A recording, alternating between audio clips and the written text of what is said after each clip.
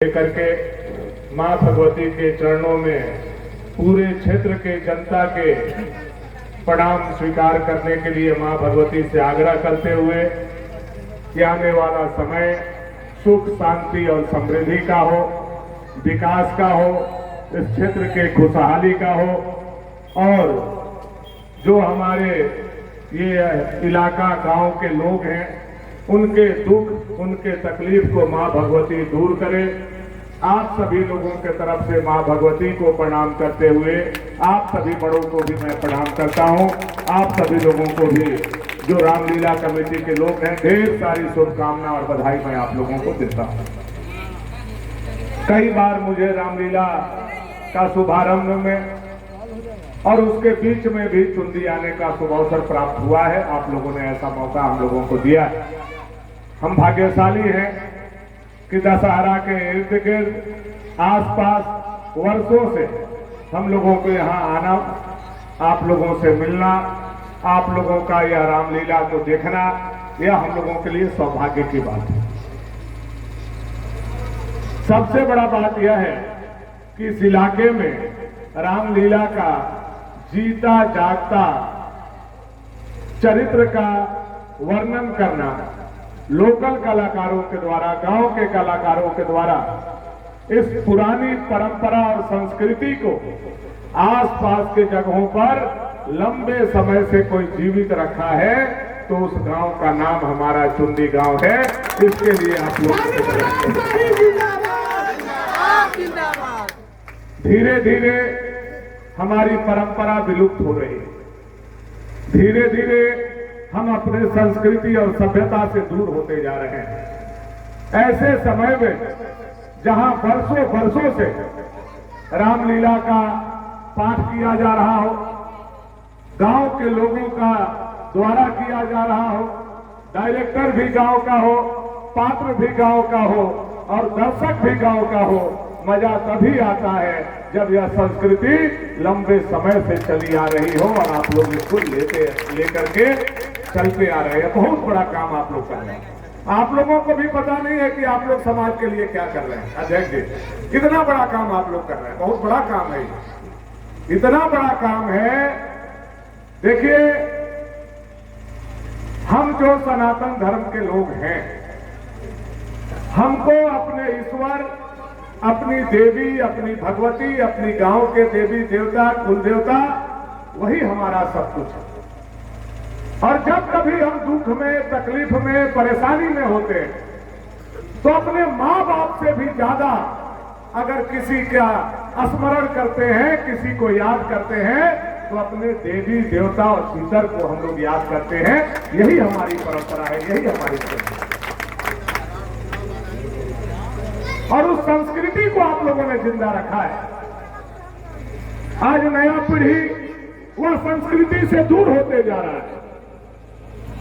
मैं आग्रह करूंगा कि जो हमारे अभी आप देख रहे थे विश्वामित्र के रोल करने वाले गार्जियन, चाचा क्या नाम है उनका, गणेश प्रजापति, उनका उम्र लगभग 75 साल हो रहा है। अब वो अपना पूरा जीवन विश्वामित्र का चरित्र का चित्रण करने का काम किया है।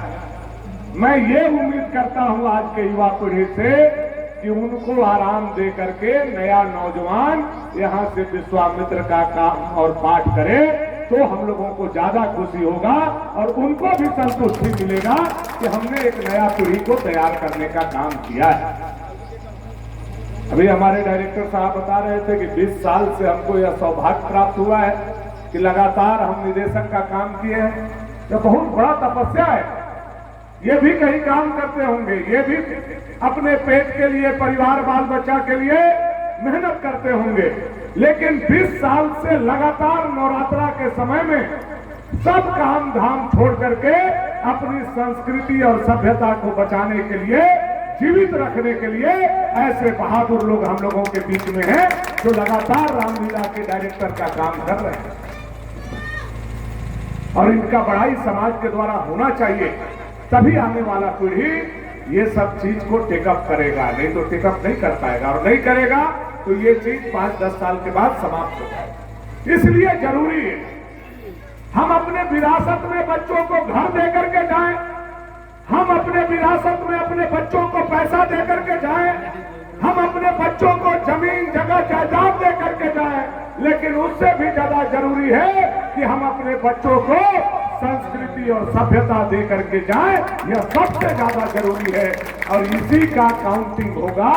धन का कोई काउंटिंग नहीं है, यही कमाना है, यही छोड़ के जाना है। लेकिन हम अपने देवी देवता, पितर, गांव, घर, समाज के लिए क्या कर रहे हैं, यह बहुत बड़ा बात है। भगवान राम के चरित्र, हर इंसान राम नहीं बन सकता। और रामायण हम पढ़ते हैं, राम बनने के लिए नहीं पढ़ते हैं। राम बन जाए यह संभव नहीं है।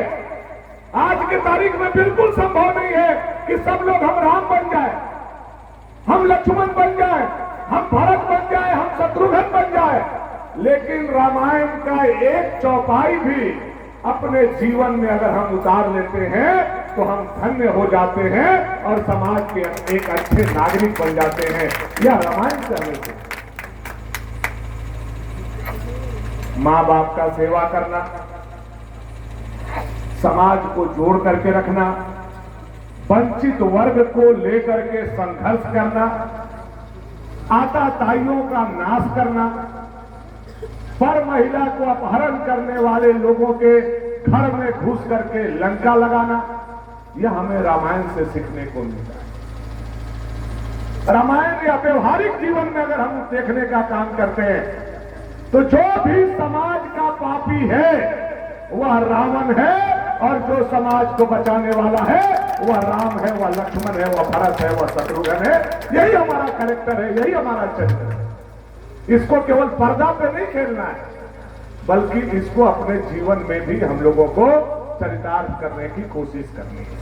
बस इतना सा बात मैं आप लोगों के बीच में करना चाहता हूं। देखिए, आज सनातन धर्म पर बहुत बड़ा आघात हो रहा है। इस बात को समझने का प्रयास कीजिए।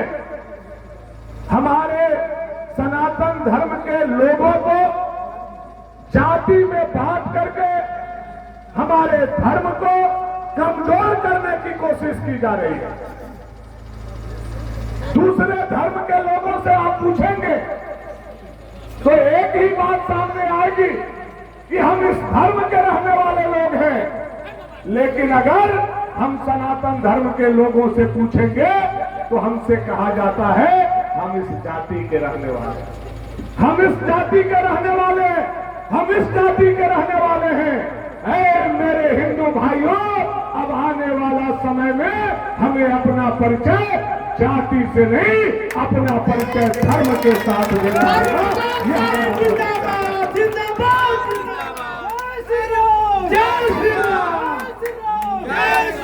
जब तक हम जाति में बटे रहेंगे तो ये उंगली के समान कमजोर रहेंगे, और जिस दिन हम धर्म के नाम पर हिंदू बन जाएंगे तो दुनिया के सबसे ताकतवर हो जाएंगे।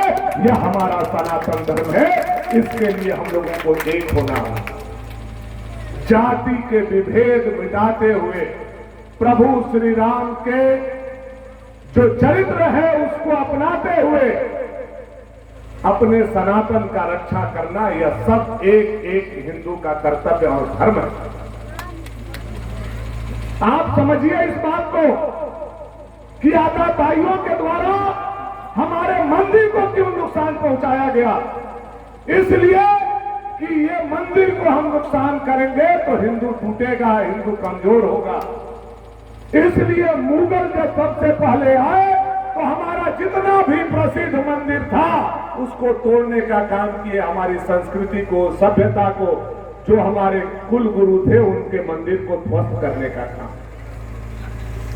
अयोध्या में प्रभु श्री राम का 500 साल पहले बाबर के द्वारा मंदिर को ध्वस्त किया गया। जहां प्रभु राम का जन्मभूमि था, 1.25 लाख हिंदू शहीद हुए 500 सालों में। इतिहास बताता है कि हमारे हिंदुओं ने कभी लड़ाई नहीं छोड़ी। मुगल के समय में भी लड़े, अंग्रेज के समय में भी लड़े, कांग्रेस के समय में भी लड़े और लड़ते लड़ते लड़ते 500 साल बाद एक वीर बेटा हिंदू हृदय का सम्राट पैदा हुआ, जिसका नाम नरेंद्र भाई मोदी है, जिसने प्रभु श्री राम का मंदिर बना करके आज अयोध्या में एक एक हिंदू का सम्मान बढ़ाने का काम किया। अब राजनीति करने वाले लोग बोलते हैं अयोध्या में मंदिर बनने से क्या होगा। मैं उनके जवाब को या मन से तो नहीं देना चाहता हूं, लेकिन इतना जरूर उनको कहना चाहूंगा बात ही बात में कि समझने का प्रयास करो। जैसे आपके पिता मर जाते हैं तो आप बाल मुड़ाते हो, मूछ मुड़ाते हो, और जब आपका बाल और मूछ मुड़ाया जाता है उस समय लगता है कि अब दुनिया में हमारा कोई सर के ऊपर नहीं है। वही हमारा यह जो प्रभु श्री राम है वो हमारे सनातन धर्म के माता हैं, पिता हैं, कुल गुरु हैं, उनके हम औलाद हैं, और उनका घर लोगों ने तोड़ने का काम किया। आज वो अपने घर में विराजमान है। गर्व हर हिंदू को होगा। याद होगा आप लोगों को 22 जनवरी 2024 याद है या भूल गए हैं? 22 जनवरी 2024 जो भी बीता जनवरी याद है या भूल गए हैं? हम लोग भूलते बहुत जल्दी हैं। क्या हुआ था 22 जनवरी को? क्या हुआ था? हम लोग सब चीज याद रखते हैं, लेकिन प्रभु श्री राम का मंदिर का उद्घाटन हुआ था और आप लोगों के वोट के ताकत से 500 साल की खोई हुई प्रतिष्ठा अगर हिंदू ने पाया तो 22 जनवरी 2024 को पाया मेरे। लेकिन हमारी पड़ाव यहां नहीं है, हमारा ठहराव यहां नहीं है। हमारा पड़ाव और ठहराव तब होगा जब मुगल काल में जितनी भी मंदिर तोड़ी गई है वह सब मंदिर में हमारे देवता विराजमान होंगे, तब हमारा जाकर के सनातन आगे बढ़ेगा, तब जाकर के पाएंगे। यह हम जिंदाबाद जिंदाबाद जिंदाबाद। और इसलिए हमारी पार्टी बोलती है, इसलिए हिंदू का एक एक बच्चा बोलता है कि अयोध्या तो झांकी है, काशी मथुरा बाकी है, काशी मथुरा बाकी है, काशी मथुरा बाकी है। ज्ञान बापी का भी मंदिर हम बनाएंगे और मथुरा में यादव महाराज विराज भगवान श्री कृष्ण का भी मंदिर हम बनाएंगे। या बात विश्वास आप सभी लोगों को हम देना चाहते हैं। ये सनातन का खोई हुई प्रतिष्ठा को वापस लाने का हम प्रयास कर रहे हैं। हमारे विरोधी लोग बोलते हैं कि आज दुनिया चांद तारा पर बात जाने का कर रहा है और भाजपा वाला लोग मंदिर का बात कर रहा है। हम उनको बताना चाहते हैं, देश की आजादी से लेकर के आज तक 60 साल कांग्रेस ने शासन किया, लेकिन चांद पर नहीं पहुंचा। हम केवल राम को नहीं बैठाए, हम चांद पर चंद्रयान 3 को भी पहुंचाने का काम किए। यह है भारतीय जनता पार्टी, यह है गरीब का बेटा नरेंद्र भाई मोदी। जवाब हमारा एक साथ चलता है। हम राम को भी मंदिर में बैठाते हैं, चंद्रयान 3 को भी चांद पर बैठाते हैं। दोनों हाथ से हम दोनों काम कर रहे हैं, राष्ट्र को संवारने का, राष्ट्र को विकास करने का, संस्कृति को संवारने का, भगवान प्रभु राम का भारतवर्ष बनाने का। दोनों काम एक साथ नरेंद्र भाई मोदी और योगी कर रहे हैं। भारत माता की जय। लेकिन अब राजनीति करने वाले लोग वोट की राजनीतिक दृष्टि देखते देखते वो धर्म के ऊपर आघात कर रहे हैं। आपको याद होगा 2020 में दुर्गा जी के मूर्ति जब रखा गया तो कोरोना का बहाना लगा करके यहां के सरकार ने बोला कि मूर्ति 5 फीट के बनेगा नहीं तो कोरोना फैलने लगेगा। याद है या भुला गया? याद है कि भूल गए? अब बताइए क्या साइंटिफिक रीजन है? 5 फीट के मूर्ति से कोरोना नहीं होगा और 5.25 फीट के मूर्ति से कोरोना हो जाएगा। बाहर हेमंत सोरेन, बाहर कानून, बाहर वैज्ञानिक। हमको तो लगता है आज जो माला हम लोगों को पड़ा है, यह माला हेमंत सोरेन के वैज्ञानिक को पढ़ना चाहिए था, जो कह रहे थे 5 फीट के मूर्ति रहे।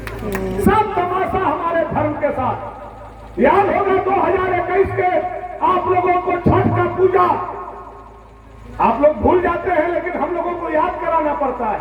बोला अर्घ नहीं देने जाना है नहीं तो कोरोना फैल जाएगा। याद है कि भूल गए? याद कीजिए 2023 का भगवान राम का जो रामनवमी हुआ था, क्या बोला? डीजे नहीं बजेगा, डीजे से कोरोना फैलेगा। बाप रे बाप, कौन वैज्ञानिक है भाई? हमारा धर्म के समय डीजे से कोरोना फैलेगा। रमुने में डीजे को रोक दिया पीपर पेड़ तक। हम लोग लेकर के गए सब लोगों को, हमारे ऊपर केस हुआ। आज हम बेल पर हैं उस केस में। हमारे नौजवान साथी लोगों के ऊपर केस हुआ, दर्जनों लोगों के ऊपर केस हुआ। जब जब हमारा हिंदू का धर्म और त्योहार आता है, तब तब ये नापाक और नालायक सरकार के लोग हमारे धर्म पर आघात करते हैं। इसलिए अब हम लोग बर्दाश्त करने के मूड में नहीं है।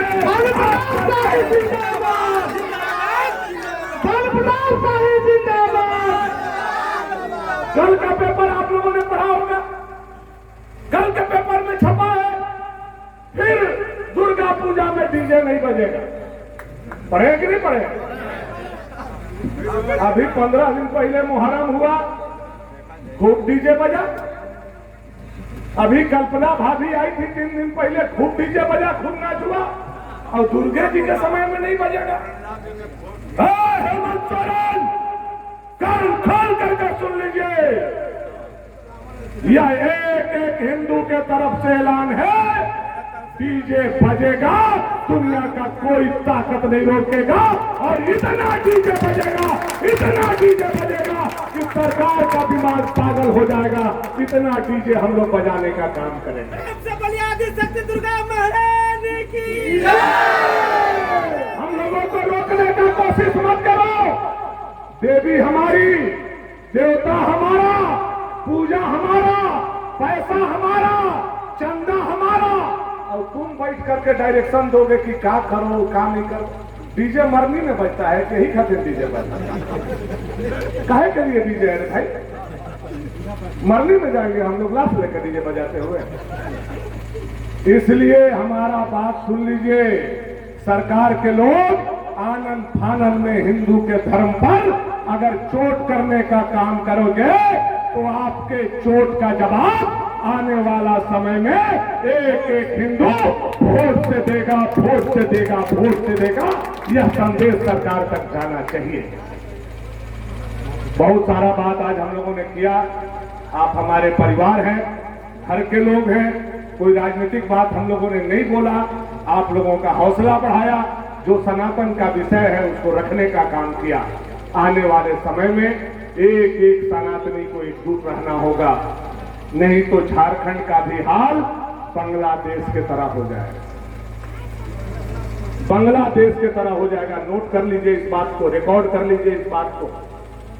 झारखंड में जिस तरह से डेमोग्राफी चेंज हो रहा है, जिस तरह से बांग्लादेशी रोहिंग्या आकर के बस रहे हैं, हमारी माटी बेटी रोटी पर हमला हो रहा है, जिस तरह से संथाल परगना के 6 जिला में आदिवासी का संख्या 40% से घट करके 28% आ गया और 11% का मुसलमान 24% हो गया।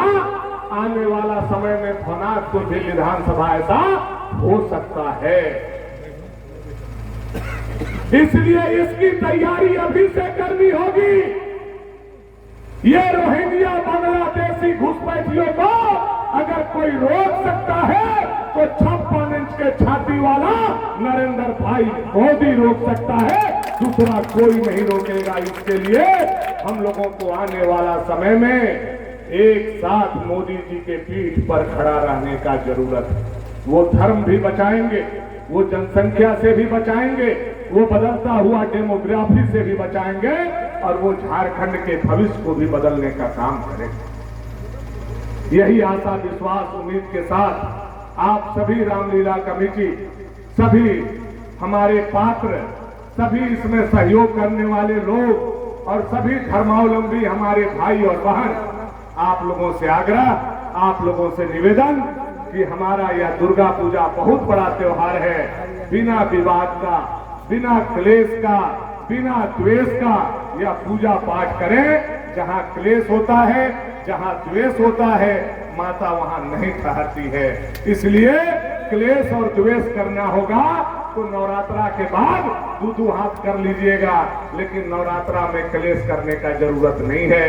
यह मत सोचिएगा कि अध्यक्ष जी से हमारा जमीन का लड़ाई है तो हम पूजा में नहीं जाएं, राकेश जी से जमीन का लड़ाई है तो हम पूजा में नहीं जाएं। ऐसा हिंदू परिवार ऐसा नहीं होना चाहिए। आइए खुशी से यह त्योहार मनाइए, मिलजुल करके रहिए, माँ भगवती का प्रार्थना कीजिए। माँ भगवती सबका सुनेगी, सबका भला करेगी, आने वाला समय में सबका कल्याण होगा। इन्हीं आशा उम्मीद और विश्वास के साथ माँ भगवती को आप सभी बड़े बुजुर्ग, गार्जियन, अभिभावक को प्रणाम करते हुए हम अपने वाणी को विराम देने से पहले अपने देश, अपने धर्म, अपने देवता का जय घोष करेंगे। और हम चाहते हैं कि चुंदी से इतना प्रचंड आवाज होना चाहिए कि रात्रि के बेला में यह आवाज